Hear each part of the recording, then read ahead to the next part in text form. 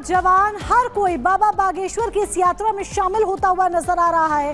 न सर्दी का सितम है, पाँव में छाले पड़ रहे हैं, थकान हो रही है, भूखे हैं, प्यासे हैं, किसी चीज से कोई मतलब नहीं है। इन्हें मतलब है तो सिर्फ और सिर्फ इस सनातन यात्रा से जो एकता का संदेश देने के लिए निकली है, भेदभाव को मिटाने के लिए निकली है। ऐसे में काजल हमारी सहयोगी जो लगातार ग्राउंड से रिपोर्ट कर रही हैं, आप तक एक एक तस्वीर पहुंचा रही हैं। काजल ने पंडित धीरेन्द्र कृष्ण शास्त्री से, बागेश्वर धाम के पीठाधीश्वर से खास बातचीत की है। क्या कुछ उनका कहना है, सुनिए जरा। इस वक्त हिंदू जोड़ो यात्रा चौथा दिन की शुरुआत जो है वो हो चुकी है। पंडित धीरेन्द्र कृष्ण शास्त्री अपनी सेना के साथ देवरिया की तरफ बढ़ रहे हैं। इस वक्त बात करने के लिए मौजूद हैं। चौथा दिन है, आपकी सेना पूरी तरीके से तैयार है, उत्साह भी है लोगों में, क्या कहना चाहेंगे? भारत के सनातनी जग रहे हैं, भारत के हिंदू एक नया आयाम लिख रहे हैं। धर्म विरोधी ताकतों के खिलाफ ये एकजुट हो रहे हैं। धर्म विरोधियों के लिए इन्होंने कमर कस ली है और इस देश की सबसे बड़ी बीमारी, जात पात की बीमारी के लिए इन्होंने दवा निकाल ली है और वो है हिंदू एकता। भेदभाव से मिटने, भेदभाव को दूर करने की एकता, जात पात को मिटाने की एकता। इसलिए इस देश का हिंदू सड़कों पर है, लेकिन अभी कम संख्या में है। हम इस देश के 100 करोड़ हिंदुओं में 1 करोड़ हिंदुओं को सड़कों पर चाहते हैं, विरोधियों की धज्जियां उड़ाने के लिए। लेकिन विरोधी ये भी कह रहे हैं कि आप गुंडागर्दी कर रहे हैं इस यात्रा के जरिए। कानून का, लॉ एंड ऑर्डर का पूरा पालन, शांति के साथ, क्रांति की बातों को लेकर प्रशासन के साथ जो हमारे संविधान ने अधिकार दिए उनका पालन करते हुए, न कोई दंगा, न किसी की मारपीट, न किसी के खिलाफ, सिर्फ हिंदुओं के पक्ष में यात्रा है। अब इसको अगर वो गुंडागिर्दी करते कहते हैं तो जो अभी उन्होंने संभलपुर में पथराव किए, हमें लगता वो सामाजिक सौहार्दता उन्होंने की है। तो ऐसी हमारी गुंडागिर्दी चलती रहेगी। तो माता कैसी हो, कहाँ की हो? संभल में जिस तरीके से पथराव हुआ मस्जिद के सर्वे को लेकर, उससे लेकर आप क्या कहना चाहेंगे? अब उनके हिसाब से तो हम गुंडागिर्दी कर रहे हैं और शायद संभल के पथराव गले लगाने वाले। खुश रहो, फिर मिलते हैं। मूर्ख हैं, खोट है, हमें लगता है गड़बड़ है, दाल में काला नहीं है, पूरी दाल ही काली है। वरना पथराव करने की क्या जरूरत थी? अगर गलत नहीं थे आने देते। प्रशासन का स्वागत करें, सर्वे परीक्षण टीम का स्वागत करें, कह दें ये मूंछ वाले को बुलाओ तो कह दें कि आ जाएं, नो प्रॉब्लम, कर लें सर्वे, हमारे मंदिर में लगा दे कोई याचिका, हो जाने दो सर्वे। बजरंगबली हैं तो हैं, अब उनके में खोट होगा। और चलिए अब आगे बढ़ते हैं। एक बड़ी खबर आपको बता दें, अखिलेश यादव ने सवाल उठाए हैं। उत्तर प्रदेश में उपचुनाव हुए, मतदान हुआ, उसके बाद मतगणना हुई, रिजल्ट्स अनाउंस हो चुके हैं और रिजल्ट्स पर सवाल उठाए हैं अखिलेश यादव ने। अखिलेश यादव ने नतीजों पर सवाल उठाते हुए कहा है कि उपचुनाव में कई फर्जी मतदान हुए। अखिलेश यादव के खाते में 2 सीटें गई, बीजेपी के खाते में 7 सीटें गई और अखिलेश यादव इससे शायद संतुष्ट नहीं है। यही एक बड़ी वजह है कि समाजवादी पार्टी के मुखिया सवाल उठाते हुए नजर आ रहे हैं। उनका कहना है कि एसपी के जो समर्थक थे उन्हें बूथ तक जाने से रोका गया, उन्हें बूथ पर जाने नहीं दिया गया, फर्जी मतदान कराए गए हैं। सवाल उठाते हुए सपा नजर आई है। सपा के सर्वा अखिलेश यादव सवाल उठा रहे हैं। मतदान हो चुका है, मतगणना हो चुकी है, नतीजे सामने आ चुके हैं और अब देखिए इन सब के बाद अब अखिलेश यादव यहां पर राग अलापते हुए नजर आ रहे हैं, सवाल उठा रहे हैं, आरोप लगा रहे हैं। तो अखिलेश यादव सवाल उठाते हुए नजर आए। उनका कहना है कि कई फर्जी मतदान हुए हैं। अखिलेश यादव यहां पर सवाल उठा रहे हैं। उनका यह भी कहना है कि समाजवादी पार्टी के जो समर्थक थे उन्हें बूथ तक जाने से रोका गया है। कई तरह के सवाल यहां पर अखिलेश यादव ने उठाए हैं। बहरहाल आगे बढ़ते हैं। खबर लखीमपुर खीरी से है, जहां पर वन विभाग ने आदमखोर को पकड़ लिया है। एक बाघ को पकड़ा है जिसने 3 लोगों की जान ली थी। आखिर कैसे कब्जे में आया बाघ, देखिए 1 मिनट की रिपोर्ट।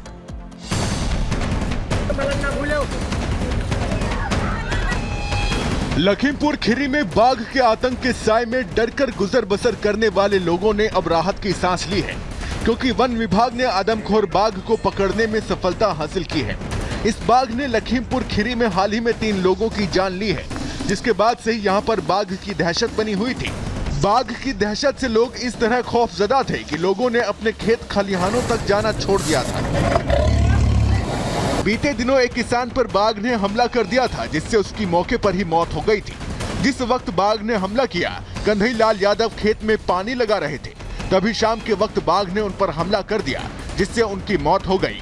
बाघ के हमले की सूचना पर स्थानीय प्रशासन और वन विभाग की टीम मौके पर पहुंची थी और बाघ को पकड़ने के लिए लगातार सर्च ऑपरेशन चला रही थी। काफी मशक्कत के बाद वन विभाग की टीम ने बाघ को पकड़ने में कामयाबी हासिल की। Bureau report, Republic Bharat. 5 minute में 25 बड़ी खबरों का रुख करते हैं। संभल में पत्थरबाजी और आगजनी के बाद की तस्वीर सामने आई। सड़कों पर बिखरे नजर आए पत्थर और दिखी जली हुई गाड़ियां। संभल में बिगड़े हालात, उपद्रवियों ने आगजनी की, पुलिस की गाड़ियों को किया आग के हवाले।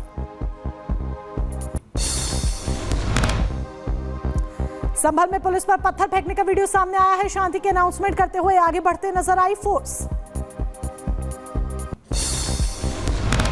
संभल में माहौल हुआ तनावपूर्ण, पुलिस की तरफ से की गई हवाई फायरिंग। डीएम का बयान सामने आया, कहा किसी भी उपद्रवी को बख्शा नहीं जाएगा। मस्जिद के सर्वे के दौरान मचा हंगामा, सड़कों पर उपद्रवियों ने जमकर पत्थरबाजी की, पुलिस टीम की भारी तैनाती। उपद्रवियों ने पुलिस टीम पर पत्थरबाजी की, पुलिस को उपद्रवियों को खदेड़ने के लिए छोड़ने पड़े आंसू गैस के गोले। पथराव के बाद छावनी में तब्दील हुआ संभल, चप्पे चप्पे पर पुलिस बल की तैनाती, लोगों से की जा रही शांत रहने की अपील। बवाल के बाद मस्जिद के पास का इलाका किया गया सील, मौके पर मौजूद आला अधिकारी हालात पर बनाए हुए हैं नजर। संभल में मस्जिद सर्वे के दौरान हिंसा होने के बाद रुका सर्वे, कोर्ट के आदेश के बाद आज से होना था सर्वे। संभल हिंसा पर बोले अखिलेश यादव, कहा संभल में माहौल बिगाड़ने की साजिश सरकार ने जानबूझकर कराई। संभल में हिंसा जानकर सर्वे की टीम को सुबह भेजा। अखिलेश यादव ने बीजेपी पर साधा निशाना, कहा विपक्ष को वोटिंग से रोकना ही बीजेपी का लोकतंत्र। संभल में हुए पथराव को लेकर बसपा प्रमुख मायावती का बयान, हिंसा को बताया यूपी सरकार और प्रशासन के पीछे जिम्मेदार। संभल में पथराव की घटना पर बोले यूपी सरकार में मंत्री जयवीर सिंह, कहा धर्म विशेष के लोग खुद को संविधान, कानून और न्यायपालिका से ऊपर समझ रहे, ऐसी गुंडागर्दी और अदालत के आदेश का अनादर नहीं चलेगा। संभल में हुई पत्थरबाजी पर बोले आचार्य प्रमोद कृष्णम, कहा उपचुनाव में हार के बाद बौखला गई सपा, इसलिए ऐसे दंगे करती है सपोर्ट। संभल में हुई हिंसा को लेकर सपा नेता रामगोपाल यादव का बयान, कहा अगर बूथ लूटेंगे तो पत्थरबाजी होगी, साथ ही कहा पुलिस कार्रवाई करेगी तो पत्थरबाजी होगी। महाराष्ट्र में सीएम फेस को लेकर बोले महाराष्ट्र स्पीकर राहुल नार्वेकर, कहा 1 से 2 दिन में तय हो जाएगा सीएम का नाम। जम्मू में संदिग्ध विस्फोटकों की रिपोर्ट पर सेना का अभियान जारी, अलर्ट मोड पर भारतीय सेना। मथुरा में शादी के बाद बेटी को पहली बार हेलीकॉप्टर से किया विदा, देखने वालों की लगी भीड़, हेलीकॉप्टर से अपनी दुल्हन को लेने पहुंचा था दुल्हा।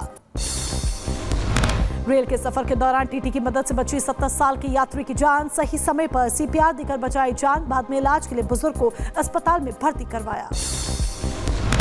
यूपी के लखीमपुर खीरी में वन विभाग टीम को एक बड़ी कामयाबी मिली, पिंजरे में कैद हुआ आदमखोर बाघ, लोगों ने चैन की सांस ली, अब तक कई लोगों को बना चुका था अपना निशाना। दिल्ली पुलिस के सिपाही किरणपाल हत्याकांड मामले में पुलिस और बदमाशों के बीच मुठभेड़ हुई, सिपाही की गोविंदपुरी इलाके में चाकू मारकर कर दी गई थी हत्या। उत्तर प्रदेश के कानपुर में मछली दाना की आड़ में गांजा की तस्करी, छत्तीसगढ़ से लखनऊ जा रही बड़ी खेप, कानपुर पुलिस ने पकड़ी, 4 तस्करों को पुलिस ने गिरफ्तार किया। उत्तर प्रदेश के शाहजहांपुर में पुलिस के उत्पीड़न के चलते युवक ने पुलिस कस्टडी में खाया जहर, पुलिस महकमे में हड़कंप मचा, इलाज के लिए शख्स को अस्पताल में भर्ती करवाया गया। महाराष्ट्र के कोल्हापुर में विजयी विधायक के स्वागत के दौरान हादसा, गुलाल उड़ाने से लगी आग, बड़ी मात्रा में जेसीबी से गुलाल गिराया गया। यूपी के जौनपुर में हाईवे पर खड़ी कार में आग लगी, कार में सवार 2 लोगों ने कूदकर अपनी जान बचाई, स्थानीय लोगों की मदद से आग पर काबू पाया गया।